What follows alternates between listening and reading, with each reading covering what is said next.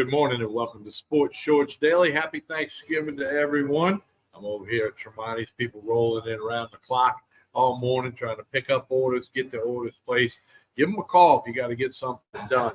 They can still maybe take care of you here at Tremonti's Meat and Seafood. You see the phone number on the screen, 225-751-7665. Don't forget, as always, we are presented by the LeBares Casino and Hotel in Baton Rouge with the ESPN Bet Sportsbook, where we'll be Saturday morning from 9 to 11. We'll take you right up to kickoff of the Aggies and the Tigers on 104.5 ESPN Radio in Baton Rouge. We want you to check that out. Again, that'll be Saturday, 9 to 11 from the Sportsbook, ESPN Bet at LeBares Casino and Hotel in Baton Rouge.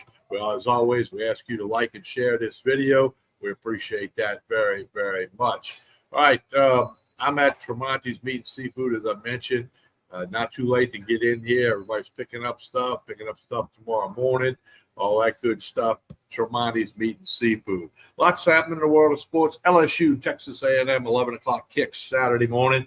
Yeah, you got NFL tomorrow. You got college football all over the place Friday, but LSU sitting as an 11.5-point favorite against Texas A&M. The over and under 66.5.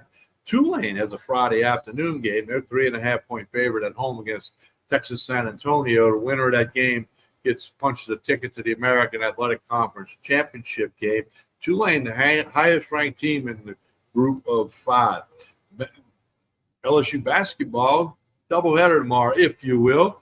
The ladies will play in the Cayman Islands against Niagara at 12:30 tomorrow, and the men will play at 7 o'clock Friday night. I should say that ladies play Friday.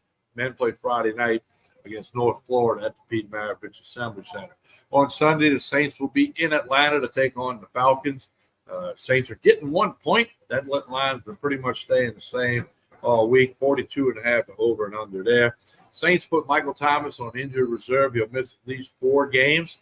And Derek Carr, as of yesterday, was still in the concussion protocol. We'll see if anything changes with that. And let me see what we got here.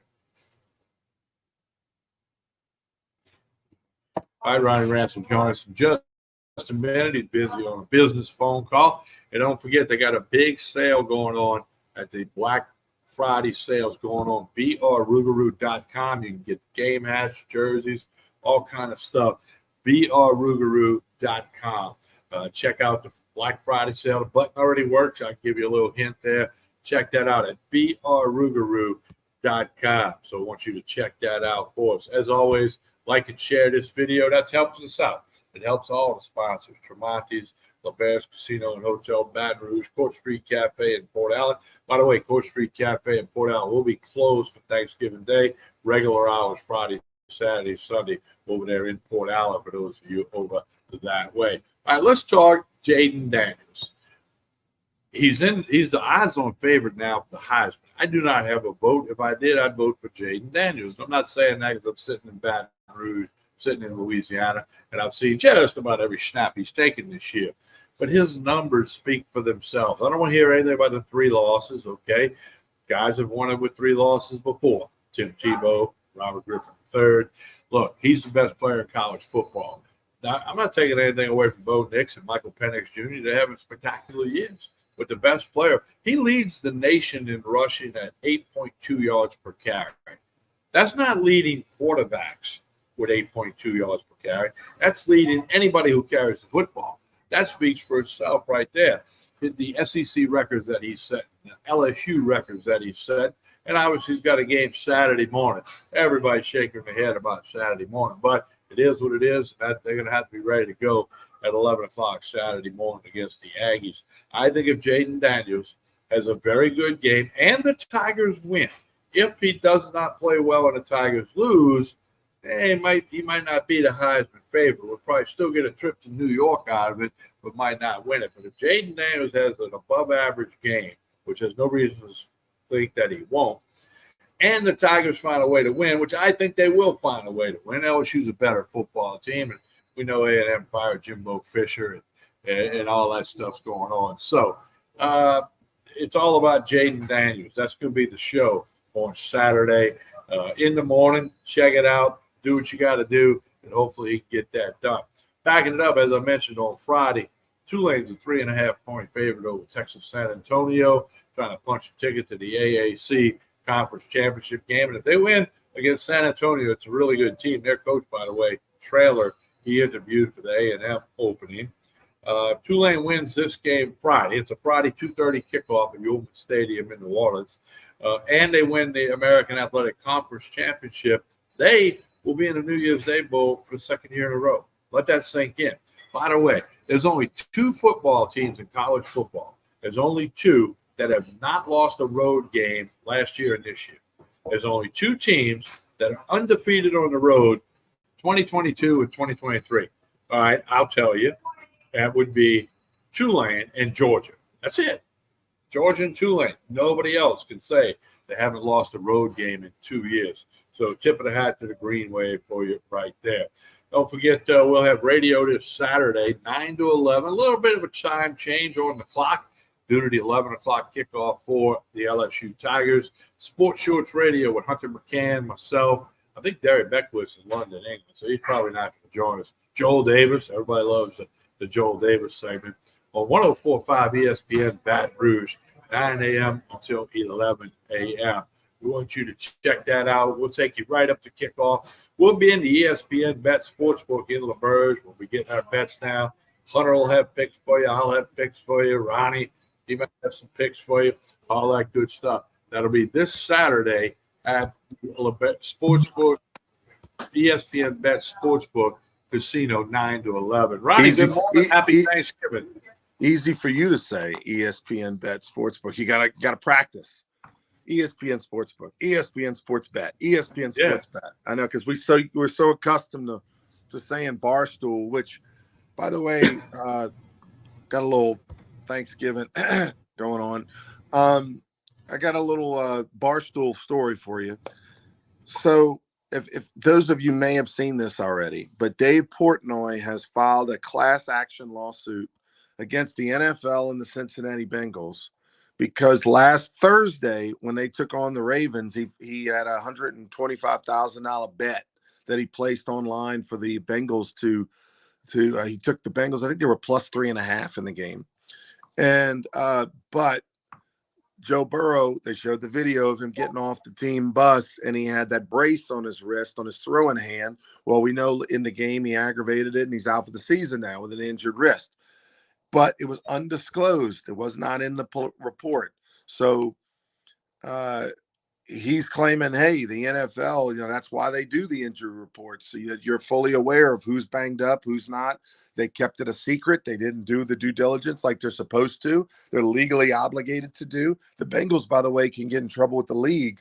And so Dave Portnoy is saying, hey, I would have never bet $125,000 on the Bengals to cover had I known Joe Burrow was injured or banged up or anything other than 100%. And so I'm really curious to see if this thing has any legs. Does it get thrown out? How far it goes? Because I don't blame them. There's some merit to this. Yeah, I agree with you, Ronnie. I mean, all gamblers look at those injury reports, especially if you're betting a lot of money. You bet $20, you might not scour the injury report. But it's part of it, especially in the NFL, where those reports are required. And sooner or later, they'll be required in college. That'll trickle down, as we see many things do. Right. But that's what a lot of people look at. I mean, they want to know, especially when we've had so many injuries this year, the marquee quarterbacks and stuff. So people are going to look at that before they place their wager. Portnoy's going to get something out of this. What? I don't know exactly. We'll let it run its course and let it play out. But he's got a valid argument, and a lot of other people probably have the same argument, but he's the one that said, okay, here we go. He filed the lawsuit. No, it really is a very interesting situation. It's original. He's got a tremendous following, so I'm sure lots of people are going to join his class action lawsuit. Anybody who bet the Bengals is going to claim that they would have not made the bet. And so it's an interesting precedent. It's starting out. I think it's obviously being done in jest, but at the same time, I'm curious to see if he really follows through and how serious it goes. His dad is an attorney, and Dave Portnoy's dad's an attorney, and is representing him on this case. He may have done this in jest, but when the NFL comes out after that game and says we're going to investigate the Bengals, find out why it wasn't on the report, they're kind of admitting that an error could have been made. Okay, Right. so they opened the door for this potential lawsuit, and I mean, there's lawsuits filed every day, all over America, unfortunately. But it's going to be interesting to see where that goes and what happens with it. There's been a ton of injuries in the NFL this year. It's quarterback position. Of course, Aaron Rodgers, a couple plays into his season, that goes down. Now our, LSU and Louisiana favorite, Joe Burrow, he's out for the year. There's been others, but David Carr is the next guy that we're going to talk about. He may not play against the Falcons. If he does, to me, it'll be a little bit of a surprise because he was concussed a week ago. Here we are over a week later, and he still, as of yesterday, was not out of concussion protocol. So if there's a concussion that's that serious, that's lingering into the protocol over a week later, that tells me that it's a lot more serious than we realize. And if you're not better in a week, you probably might need a couple. Well, it could be. And just to tell people basically this is how it works. They have a series of questions that they ask you when you're, you hadn't banged your head. And they get a baseline developed on 5, 6, 7 questions. It's a variety of things. And then when you get concussed or your head bangs or you're walking wobbly, they ask you those same questions. And if you can't give the same answers in a timely manner, then you're in the concussion protocol until, they can determine that you're okay. But it's a big thing in the NFL. And it should be in all sports, all the way down to youth leagues. But, in the NFL, that's a big thing. We've seen the stories. We've read all the stories. And, they claim it's all about player safety. But then you got games Sunday, then they turn around playing tomorrow on Turkey Day. I don't know if that's safe. And it is what it is. But you're right, Derek Carr is not, it's not guaranteed that he will play. Also, Michael Thomas on the injured reserve. He will miss at least 4 games going forward, at least 4 before he can play again. Some kind of knee injury that he aggravated. And so they re-signed Callaway to the practice squad. We'll see if he's activated Sunday. Saints are sitting at getting 1 point, over and under 42.5 against the Falcons in Atlanta. And I'm sure a lot's dependent on whether Carr plays. And if he don't, it's going to be Jameis Winston. So Michael Thomas has played in 10 games this year, the third leading receiver on the team, behind Olave and Rashid. And he played in 10 games the last 3 years total combined. He tore up his deal, signed a 1-year deal with the Saints. It'll be curious to see what happens to Michael Thomas in 4 weeks if he's healthy enough to come back. Does he want to come back? That's always been a little bit of a question mark with Michael Thomas the past few seasons. Is from the fan perspective was that maybe he could have played sometimes when he didn't. But in 4 weeks we'll find out. In 4 weeks the Saints will still be in the playoff race because of their trashy division. So, I would hope that he can come out and help him. But the future of Michael Thomas as a pro and as a Saint is going to be very interesting this offseason. Is anybody going to give him a 2-year deal, a 3-year deal, or is he going to be a Saints bargain for 1 more year? Because with his injuries over the last 4 years, as great as he was in 2019, I don't know what you're going to do with him if you're the NFL. Yeah, to see how that happens, and if he can come back and play for the Saints, and he wants to, there's a lot of layers here. And Saints have to move on. They got to go play these games, whether he's there or not. So they're not going to focus on him right now. When he's eligible to come back, they'll figure out what's going on. They'll adjust accordingly. So, if Jameis Winston is the quarterback the rest of the way for the New Orleans Saints this year, what's your takeaway on that? Last week to me summed up Jameis Winston's career. You had the good with the bad when he came into the game. You had some amazing wow plays, and then you had some that's Jameis plays. And so the idea that he's changed after all these years, in New Orleans as a backup with behind Sean Payton and Drew Brees and all this stuff, here we go. Nothing's changed, it looked like. Well, it's been like that when he was at Tampa, when he's in New Orleans. You either get a great play, like you said, or you go, wow, man, that's going to be on the highlight reel. And then you got some plays where you just shake your head, scratch your head. He's not quite as mobile as he once was, maybe in his Buccaneer days, but he's what they're going to have to go with if Carr can't go. And you got to get ready for all or nothing. He may win you the game, and he may make a critical mistake on the final drive. All right, move over to LSU women's basketball. 2 games now. Angel Reese not with the team. I felt like the media is getting a little irritated with how Kim Mulkey's maybe handling this situation. She's not really saying much at all. She's kind of almost chastising the media for asking the questions and saying, hey, it's an internal matter. We're going to keep it internal. Well, the people are getting on both sides of the fence here. Here's what I think. She's the coach. It's up to her, okay? Many a coach has dodged questions over the years from all sports, okay? She's the coach. It's her team. If she don't want to answer, she don't want to answer. Now, it's been written that, well, the fans deserve to know. Well, they don't deserve to know. Maybe it'd be nice if they did know. But here's the thing, Ronnie. They're leaving probably today to go down to the Cayman Islands. They're in the tournament this Friday and Saturday. They play a couple of games. I'm sure somebody's at LSU trying to see if bus to the airport or whatever, and we're going to get a report on that. I would think they're flying out of here today, get down to the Cayman Islands, have Thanksgiving meal together tomorrow as a team, and do that. So we'll just have to wait and see. But again, a lot of coaches don't answer questions, especially about locker room issues. And if that's what she chooses to do, then that's what she chooses to do. I think it's her decision, and the media and the fans just got to live with it. TK, happy Thanksgiving to you. I've got to jump on a Zoom right now. Tell the folks on the way out a little bit about Tremonti's and anything else you want. And I will be at Tremonti's tomorrow morning, 8:30 a.m. to get my fried turkey, my sides and all that to bring to the family in Lafayette, Louisiana.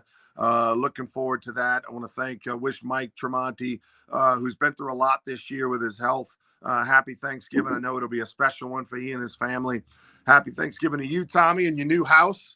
And we'll see everybody back Friday morning. All right, Friday morning, 9:30, we'll do it again. I'll be doing it from Covington. But you still get some stuff here at Tremonti. They got tremendous wine selection, all your bourbons, your tequilas, your vodkas. Still got plenty of stuff here at Tremonti, but you got to stop by. You got to call. Don't go online. Stop by or call and see what they got left. Again, tons of wine. You can get desserts, a lot of the side dishes, the whole bit here at Tremonti's Meat and Seafood on Jefferson Highway, right down the street from Parkview Baptist Church and School. Don't forget, Saturday morning, we got a little time change, 9 to 11, 104.5 ESPN Baton Rouge will be on, taking you right up to kickoff of LSU and Texas A&M. On behalf of everybody here at Tremonti's, on behalf of everybody at Court Street Cafe and the LeBares Casino and Hotel in Baton Rouge, my name is Tommy Price. Happy Thanksgiving to you and your families and your friends. It's my favorite holiday of the year, and I'm going to spend it with family Thursday and Friday. And we'll be back Friday morning with another edition of Sports Shorts Daily. And as always, like and share this video. That helps us out. I'm Tommy Price, and have a great day, and happy Thanksgiving.